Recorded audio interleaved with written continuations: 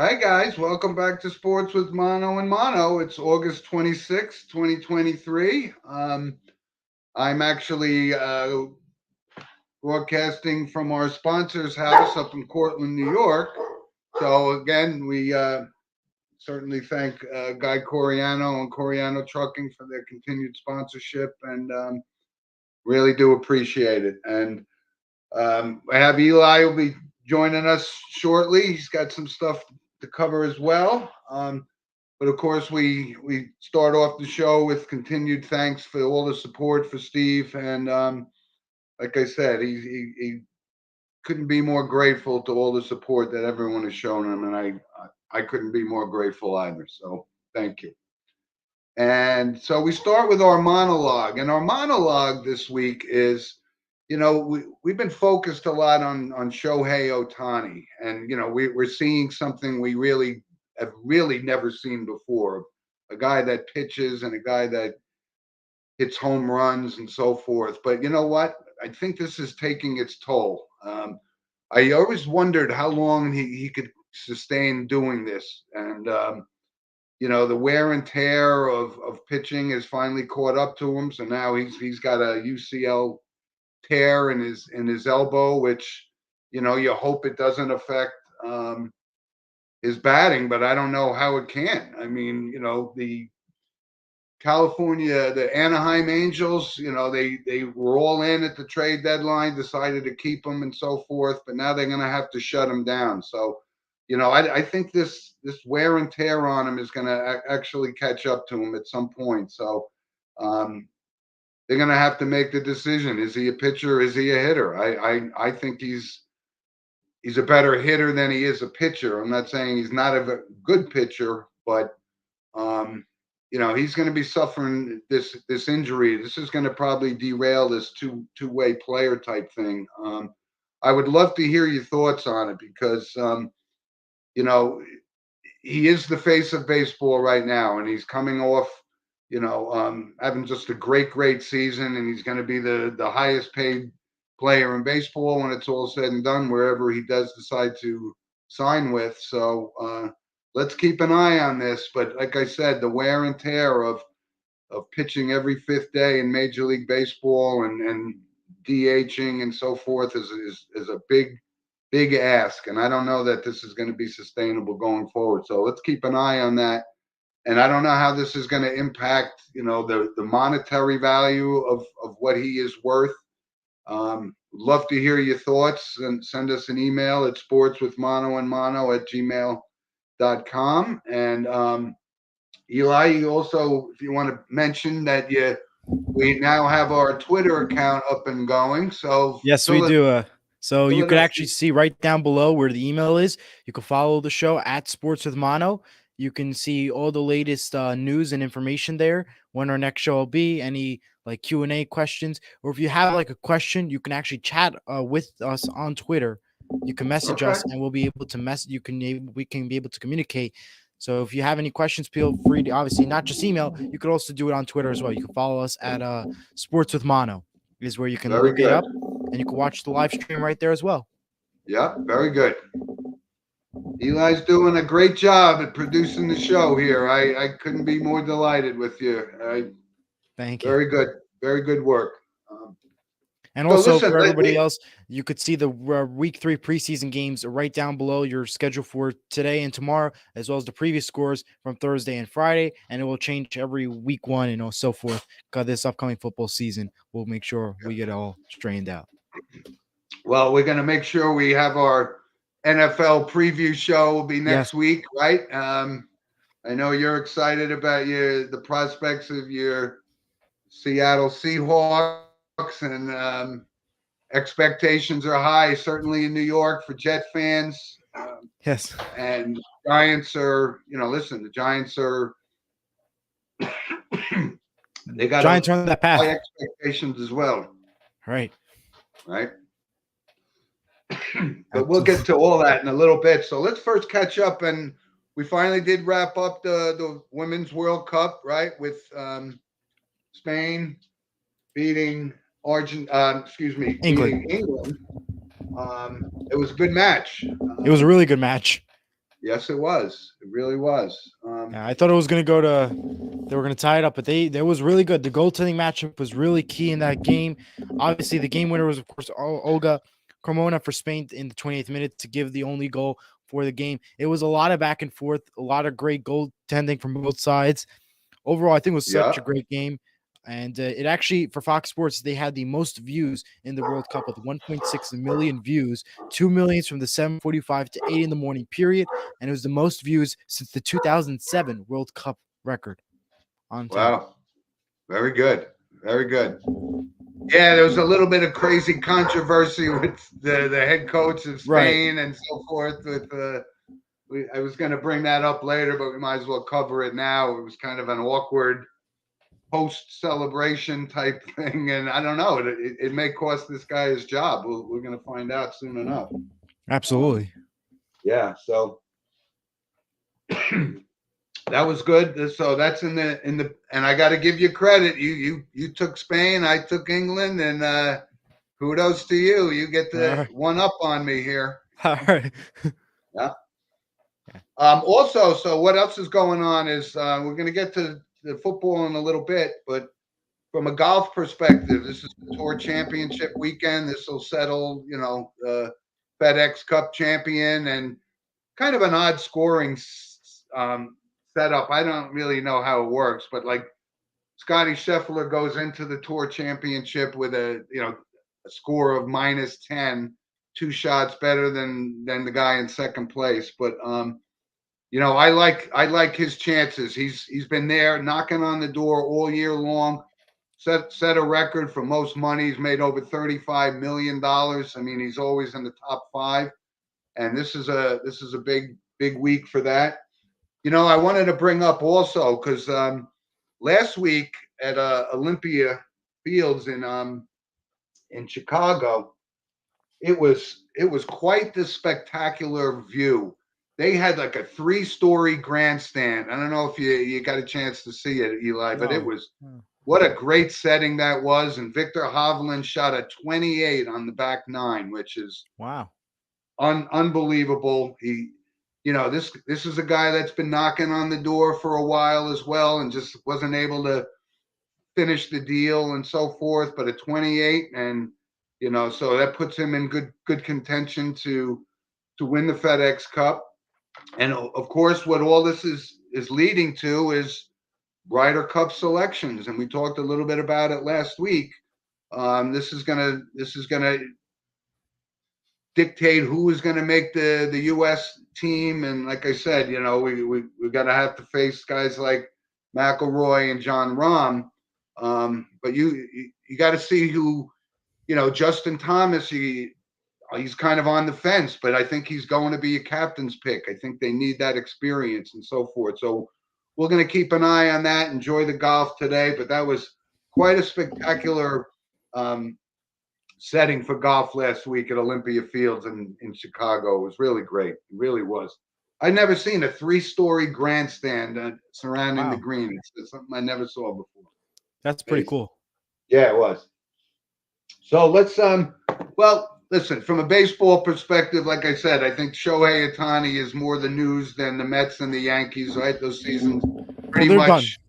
They're done. Yeah. They're done, basically. That's just a summary. For the Yankees, they went 9 straight on Tuesday. Obviously, they went back onto the win column on Wednesday. But the first time that they went 9 straight was back in 1982 when they lost that many games straight. It was unbelievable.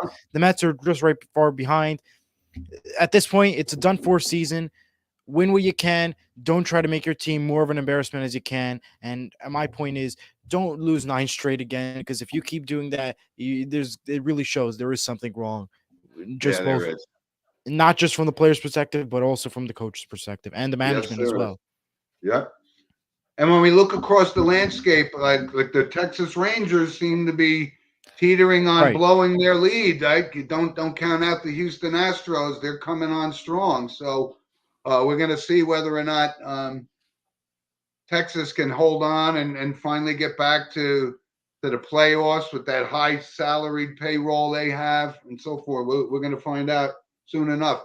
I think the best race going on is in the the National League Central with the Reds and the Brewers, right, and the Cubs. Believe it or Right. not, the Cubs are still in the mix here. So that's good baseball. Like I said, the Central divisions of both leagues is kind of let's call it weak at best, but Yeah.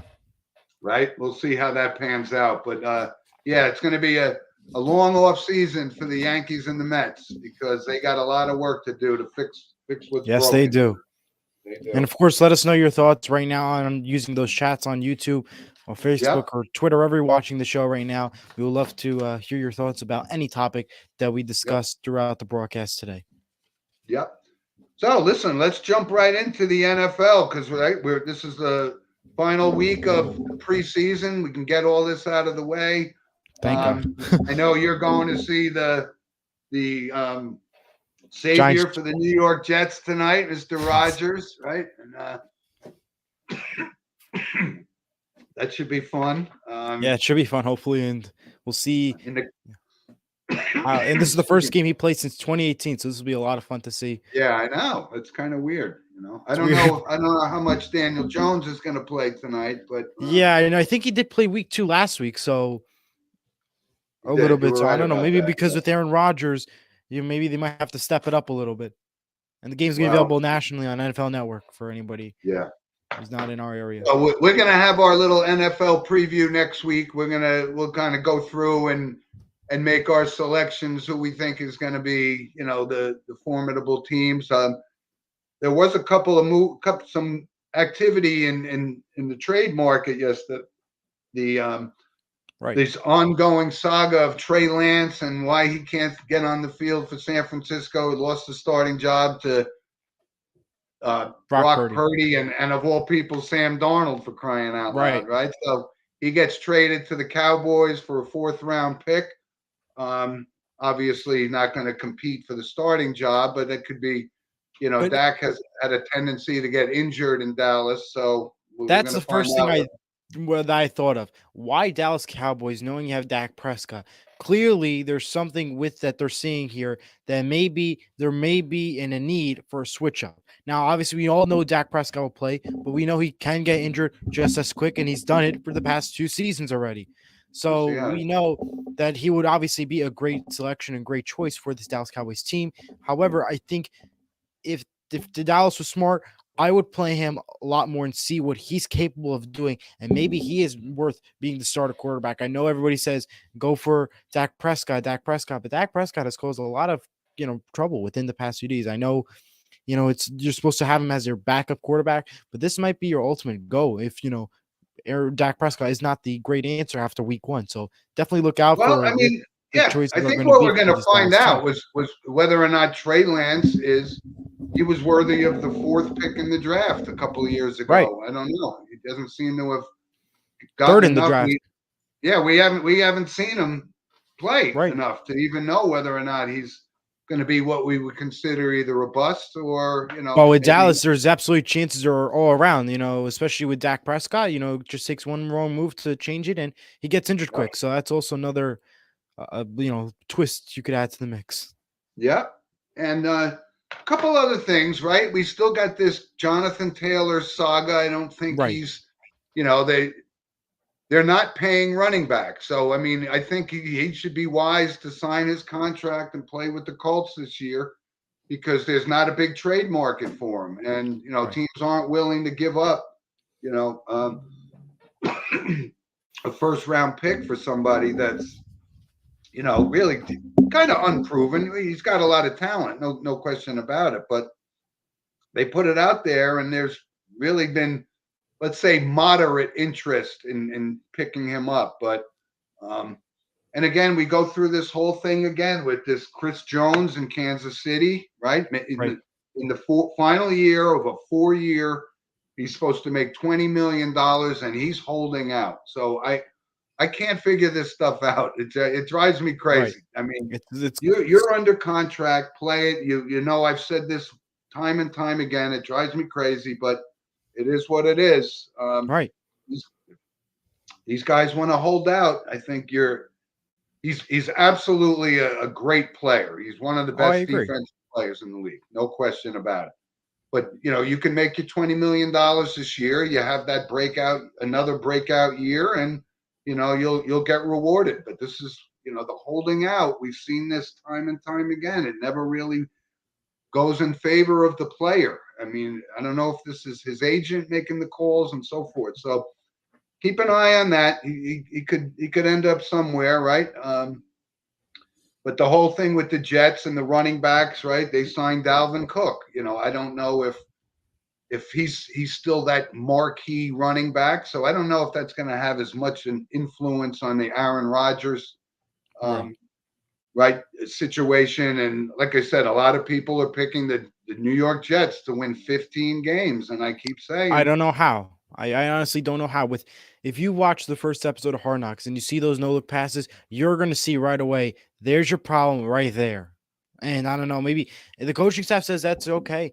But I feel, the Jets had struggle last year and with easy teams. Now you're going to go with all these no-look passes from Aaron Rodgers. That's going to add another level of difficulty on top of already knowing some of these plays that you have to already learn and know. So I don't know. That's going to be a struggle, but they know what they're doing. So, well, and tonight's a big test.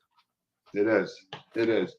So I wanted to touch base real quick on this Hall of Fame situation. Again, the Veterans Committee, and there were 3 names that were on this list. I guess they call them finalists. And one was Steve McMichael, who was no question, he was a key part of the 85 Bears and one of the best defenses of all time. But Hall of Fame? No. I mean, I know he's been battling ALS, which is terrible, debilitating illness. But from a Hall of Fame perspective, I don't think so. But there was one guy that was on this list, and I've been saying this time and time again, that Randy Gradishar, who was a longtime player for the Denver Broncos back in the 80s. And Randy Gradishar, I believe, belongs in the Hall of Fame. He got overshadowed because he's played the same era as Jack Lambert from the Pittsburgh Steelers, but no question about it. He deserves to be in the Hall of Fame, and I hope he finally gets in, because, when you have guys that should be in that aren't, you got to feel for them. Absolutely. Excuse me. There was one player, and I know you may not know, certainly, Eli, but Joe Jacoby was a left tackle for the Washington Redskins for many years. Right. And this was when the rivalry of, with the Giants was really intense. And Joe Jacoby, I can't believe he's not even in the Hall of Fame already. He's basically, I've always said, the best football player I ever saw was Lawrence Taylor. I mean, he was unstoppable. But Joe Jacoby is the only player that actually was able to at least hold his own against Lawrence Taylor. And that alone should get you into the Hall of Fame. So that's an injustice if Joe Jacoby didn't get into the Hall of Fame. It drives me crazy. I know I'm very particular and a very staunch. No, that's good. Right? I mean, but I know your dad knows who Joe Jacoby was. So if he thinks he belongs in the Hall of Fame, because he does. No question. So we'll stay with. Go ahead, Eli. Points for NFL. Julian Edelman has decided to join Fox Sports, part of their kickoff team, and Fox Sports is entering their 30th season doing the NFL broadcast. That's pretty cool for them. Giants are trading Cardinals Isaiah Simmons in exchange for a 7th-round pick in 2024. Yep. And Corey Davis is retiring from football, announced by the New York Jets. The Washington Commanders also spoil the Ravens' 24-game preseason winning streak on Monday night after beating 29-28. The final by a field goal was the final kick to decide it all. And one person was left dead in the Caleb Farley explosion in North Carolina. He was, of course, the Titans cornerback, and of course, there was an explosion there, and his father was unfortunately left dead. And our thoughts and prayers as always. Yeah, I'm glad you brought that up, that Isaiah Simmons thing, because the Giants really didn't give up anything to get him, and he was a number 1 draft pick coming out of Clemson. He was a highly touted guy, and just hasn't lived up to the expectations. But I think it was worth a 7th-round pick. That's all they had to give up for him. So if he makes his team, we'll see. But we'll know soon enough. Brian Daboll is a no nonsense coach, and if this guy is just not the player that people thought he was going to be, hey, you didn't really give up anything to get him. It's worth a shot. Right. So it's basically like getting a number 1 draft pick, from the Cardinals for a 7th-round pick. It's worth a shot. We'll see how that pans out. Right. Wow. So listen, a couple other things. And we it's off season for the NHL, but you're starting to see these marquee guys like Austin Matthews for Toronto starting to get paid as the best, one of the elite players. And this is going to set the standard for guys like Connor McDavid when their contract is due. We've always said, though, that the NHL doesn't seem to be on par with the other sports as far as the pay scale goes, but I think that may be changing. And you're having these marquee kids, right? Connor Bedard was the number 1 pick in the draft, and he's highly touted as a can't miss, maybe the next Sidney Crosby or whatever, or even Connor McDavid. So congratulations to Austin Matthews. That shows, the commitment to the Toronto Maple Leafs have to keeping that type of talent there. And he's making money. He got a $45 million contract, which is very rare in NHL. Very rare. Very rare. And Lafreniere, he signed as well for the New York Rangers. Yeah, I know. And he was the number 1 overall pick in the draft. He was highly touted. He can't miss. And listen, I'm not saying he hasn't had a decent career, but he certainly hasn't lived up to the hype of being the number 1 pick and the expectations that Connor Bedard is going to have. So we'll see how that all pans out. Absolutely. But guess what, Eli? So today's a big day, right? College football gets underway with Notre Dame playing Navy in Dublin, Ireland this afternoon at 2:30. Yep. And, that's a big deal. The Notre Dame Navy rivalry goes back since 1937 was the first time that they played. And it's a big deal. A lot of people from the U.S. have gone over to Dublin for the game. And the Fighting Irish, hopefully they'll be back, right? They have a new quarterback, Sam Hartman, transfer from Wake Forest. So expectations are really high in Marcus Freeman's second year with Notre Dame. First year was kind of, he was kind of feeling his way, but let's see if this brings Notre Dame back to some prominence here in his second season. And